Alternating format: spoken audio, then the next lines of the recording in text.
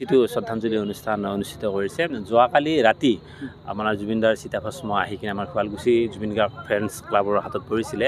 তেখেতে তেতিয়াই মোক কমিটিয়ে যোগাযোগ কৰিছিলে আৰু আমি ৰাতিৰ ভিতৰতে আমি মানে শ্ৰদ্ধাঞ্জলি অনুষ্ঠানটো অনুষ্ঠিত কৰিব পৰাকৈ গোটেই জেগাখিনি ঠিক কৰি আমি মানে ৰেডি কৰা গৈছিলে। তো সেইকাৰণে মই অসম চৰকাৰকো ধন্যবাদ জনাম, কাৰণ কিয় সকলো মানুহে যোৰহাটত যাই কিনে শ্ৰদ্ধাঞ্জলি জনাব মানে শ্ৰদ্ধাঞ্জলি অনুষ্ঠানত যাবৰ কাৰণে চবৰে অসুবিধা হয়। সেইকাৰণে চৰকাৰে যি পদক্ষেপ ল'লে যে জুবিন দাক যোনে যোনে শ্ৰদ্ধাঞ্জলি যি এলেকাৰ পৰা কৰিব বিচাৰে তেওঁলোকে আবেদন কৰিলে চিতাভস্ম দিব, সেই প্ৰচেছটো মানে তেওঁলোকে কৰাৰ কাৰণে মই চৰকাৰকো ধন্যবাদ জনাইছোঁ। কাৰণ আমাৰ শুৱালকুছি যিখিনি অনুৰাগী আছিলে সেই অনুৰাগীখিনিয়ে জুবিন দাক ধৰক শ্ৰদ্ধাঞ্জলি জনাব বহুত মানে হেঁপাহ ৰাখিছিলে। মানে চিতাভস্মটো অহাৰ কাৰণে তেওঁলোকে ইয়াতো শ্ৰদ্ধাঞ্জলি জনাবৰ কাৰণে পাৰিলে। সেইকাৰণে ধৰক আমাৰো বহুত ভাল লাগিছে আজি এই অনুষ্ঠানটোত আহি কিনে আমি শ্ৰদ্ধাঞ্জলি জ্ঞাপন কৰিলোঁ। কিন্তু জুবিন দাক শ্ৰদ্ধাঞ্জলি জনালেই নহ'ব, কাৰণ জুবিন দাক আমাৰ মাজত আমি জীয়াইও ৰাখিব লাগিব। জুবিন দাৰ যি সৃষ্টি আছে সৃষ্টিবোৰক আমাৰ মাজত জীয়াই ৰাখিয়ে আমি জুবিন দাক অমৰ কৰি ৰাখিলোঁ, কাৰণ জুবিন দাৰ সৃষ্টিয়ে এতিয়া জুবিন দা অমৰ হৈ থাকিব আমাৰ মাজত। আৰু জুবিন দাৰ যি আদৰ্শ আছিলে আৰু যি মুক্ত কণ্ঠ, জুবিন দাৰ আমি বস্তুবোৰ চাইছিলোঁ মুক্ত কণ্ঠ, জুবিন দাৰ কণ্ঠ মানে কাৰো প্ৰেছাৰত নৰখে, যি ক'ব খোলাখুলিকৈ ক'ব। তো এতিয়া ধৰক জুবিন দাৰ সেই মুক্ত কণ্ঠকো মানুহে অনুকৰণ কৰা কৰিছে, যি ক'ব মানে ডাইৰেক্ট কোৱা কৰিছে। তো সেইকাৰণে জুবিন দাই আমাক বহুত দি গৈছে, সাংস্কৃতিকভাৱেও আমাক বহুত দি গৈছে। কাৰণ জুবিন দাই আমাক সুখে দুখে প্ৰেমে সকলোতে আমাক তেওঁৰ গীতে আমাক মানে আপ্লুত কৰি ৰাখিছিলে। সুখতো আমি তেওঁৰ গীত শুনিছিলোঁ, দুখতো শুনিছিলোঁ, প্ৰেমৰ ক্ষেত্ৰতো আমি তেওঁৰ গীতে শুনিছিলোঁ। সেইকাৰণে জুবিন দাই যিখিনি দি গৈছে সেইখিনি সদায় আমাৰ অন্তৰত আছে, সদায় থাকিব।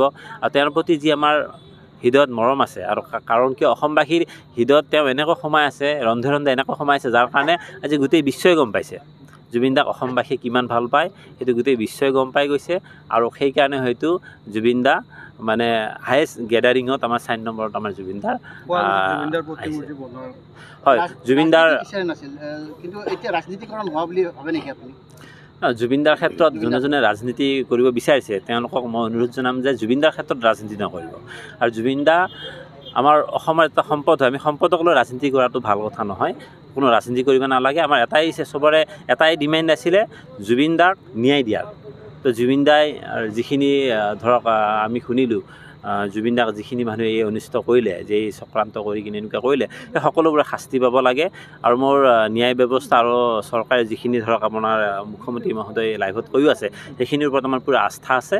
আৰু জুবিন দাই ন্যায় পাব আৰু উপযুক্ত শাস্তি পাব যিকেইজন অপৰাধী আছিলে। আপুনি এজন নিজে জুবিন অনুৰাগী, হয়, তাৰ সমান্তৰালকৈ অনুৰাগীৰ বাবে আপুনি এটা প্ৰতিমূৰ্তি বনাবলৈ ইতিমধ্যে কৰিছে। হয়, আমি জুবিন দাৰ এটা প্ৰতিমূৰ্তি 8 ফুটৰ প্ৰতিমূৰ্তি এটা বনোৱা যোজাও চলাইছোঁ, আৰু সেইটো কাম আমি হাতত লৈছোঁ। আৰু আমি ডিচেম্বৰ মাহত আৰু সেই প্ৰতিমূৰ্তিটো আমি শুৱালকুছিত স্থাপনো কৰিম। আমাৰ গোটেইখিনি প্ৰচেছ চলি আছে আৰু ৰাইজৰো বহুত সঁহাৰি পাইছোঁ, বহুত ভাল লাগিছে। কাৰণ জুবিন দাক এতিয়া কি হৈছে, আমি তেখেত নাই, নহ'লেও তেখেতক আমাৰ এতিয়া চাই থাকিব এটা মন আছে, স্থায়ীভাৱে নহ'লেও যে আমি যেতিয়া আহোঁতে মেলোতে আমি জুবিন দাক দেখা পাওঁ। তো সেইকাৰণে আমি শুৱালকুছি গেটৰ এইখিনিতে বহাৰ ব্যৱস্থা কৰিব লাগিছিল জুবিন দাৰ প্ৰতিমূৰ্তিটো। আৰু এনেকুৱা সকলোৱে যদি ধৰক বেলেগ জেগাতো বহাব শুনি আছোঁ, তো বহুতেই ভাল লাগিব। জুবিন দা যেনেকৈ মানে জুবিন দাৰ শ্ৰদ্ধাঞ্জলি অনুষ্ঠান যেনেকৈ ইমান এটা মানে বৃহৎ বিশ্বই জানিছিলে, তো জুবিন দাৰ প্ৰতিমূৰ্তিটো সেইটো জানিব যে হিউজ মানে প্ৰতিমূৰ্তি স্থাপন কৰা সেইটো ব্যক্তি জুবিন দাই হ'ব। হয়, যোৱাকালি আমি ৰাতি ৰাখিছোঁ আৰু আজিও আমি ৰাখিম। হয়, আৰু অহাকালি আপোনাৰ শুৱালকুছিৰ পৰা এটা ৰেলী কৰিম। আমি শুৱালকুছিৰ পৰা মানে আমি শিঙিমাৰীলৈকে যাম। শিঙিমাৰীত তাতে অলপ সুবিধা কৰিম যেন সকলোৱে শ্ৰদ্ধাঞ্জলি দিব পাৰে তাতে। তাৰপিছত আমি বংশৰ অলপ সময় ৰখিম, তাৰপিছত আমি আপোনাৰ ৰাজঘাটত আমি তেওঁক বিসৰ্জন দিম। এইটো আমাৰ শুৱালকুছি জুবিন গাৰ্গ ফেন ক্লাবৰ। হয় হয়, আমাৰ এইটো তেওঁৰ ওপৰত হৈছে। আৰু যিকেইজনে আমাৰ মানে চুলি ইয়াতে মুণ্ডন কৰিছিল তাৰ ভিতৰত কৌশিক বৈশ্য তেওঁ এজন। গতিকে তেওঁ তেওঁৱে আনিছে আৰু তেওঁ পূৰা মানি আছে। যোৱাকালি তেওঁ ভস্মৰ লগত গোটেই ৰাতিটো আছে। গতিকে তেওঁ গোটেইখিনি কষ্ট বেছিভাগ তেওঁৱে কৰিছে, আমি খালি সহযোগে কৰিছোঁ। গতিকে সেয়াই আৰু বাকী কৌশিকে অলপ কিবা ক'লে মই ভাল পালোঁহেঁতেন, মানে যিহেতুকে তেওঁ জুবিন গাৰ্গ ফেন ক্লাবৰ সভাপতি। হয়, আমাৰ সকলোৰে মৰমৰ জুবিন দাৰ চিতাভস্ম আমি আনিছোঁ শুৱালকুছি জুবিন গাৰ্গ ফেন ক্লাবৰ তৰফৰ আৰু শুৱালকুছি ৰাইজৰ সকলো সহযোগত। এতিয়া আমাৰ অনুষ্ঠান চলি আছে। অহাকালিলৈ এটা ৰেলী হ'ব।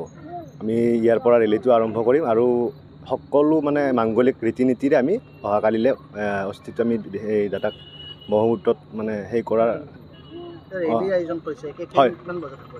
অহাকালি ৰেলীটো আমি ভাবিছোঁ দুপৰীয়া 12মান বজাৰ পৰা আৰম্ভ কৰিম। দুপৰীয়া ৰেলীটো কেনেকৈ হ'ব? আপোনাৰ মানে ৰেলীটো চাওক, এতিয়া সকলোকে স্বতঃস্ফূৰ্তভাৱে ওলাই আহিবলৈ আমি নিমন্ত্ৰণ জনাইছোঁ। যোনে যেনেকৈ সহায় কৰিব পাৰে সকলো ওলাই আহক, সকলো ৰাইজ আমাৰ লগত আহক। কালি আমি দাদাক একেলগে এটা কৰি পেলাই মাংগলিক কাৰ্যৰে যিখিনি আমি কৰিব পাৰোঁ ব্ৰহ্মপুত্ৰ ঘাটত কৰিম। জুবিনৰ অতি ৰহস্যজনক মৃত্যু ইতিমধ্যে তদন্ত ক্ষীপ্ৰ গতিত আগবাঢ়িছে। হয়। আৰু তেনেস্থলত বাদ্যযন্ত্ৰী শেখৰজ্যোতি গোস্বামীয়ে কিছুমান বিস্ফোৰক তথ্য আজি CIDৰ ওচৰত হৈছে। জুবিন ফেন্স ক্লাবৰ হিচাপে আপোনালোকে কি বিচাৰে এই ক্ষেত্ৰত? এতিয়া আমাক যদি তেওঁলোক দোষী হয়, আমাকতো সম্পূৰ্ণ ফাঁচি লাগে। কাৰণ ইয়াত মানে কোনো লোক ঢাক কৰিব লগা নাই, কাৰণ দাদা আমাৰ সম্পদ, অসমৰ সম্পদ। তেওঁক যদি এইবোৰ কৰিছে নহয়, দোষী সাব্যস্ত হ'লে ফাঁচি দিব লাগিব। আমি সেইটোৱে দাবী জনাইছোঁ অসম চৰকাৰক। ধন্যবাদ।